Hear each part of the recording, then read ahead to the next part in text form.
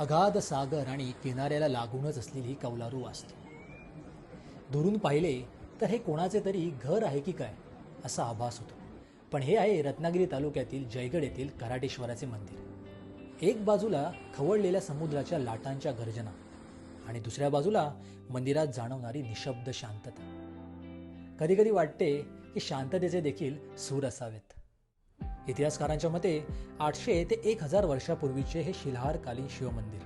मंदिराचे बांधकाम अत्यंत साधारण पण रूपक आहे.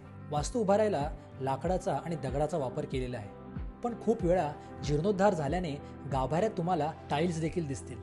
शिवपिंडाची योनी ही बहुधा उत्तर दिशेस असते आणि या शिवपिंडाची योनी देखील उत्तरेस आहे. त्यामुळे समुद्र हा या मंदिराच्या उत्तर दिशेला आहे. मंदिराच्या समोर 2 दगडी स्तंभ आहेत आणि एक प्राचीन दीपमाळ आहे. पूर्व दिशेला काही पायऱ्या उतरल्यावर डाव्या बाजूला समुद्र, तर समोर आपल्याला एक गोमुख दिसून येते. यातून नेहमी स्वच्छ पाणी वाहत असते. अखेरीस नारायण भाऊ जोग रामदासी यांनी लिहिलेल्या या ओळी मंदिराचे महात्म्य अचूकपणे वर्णित करतात.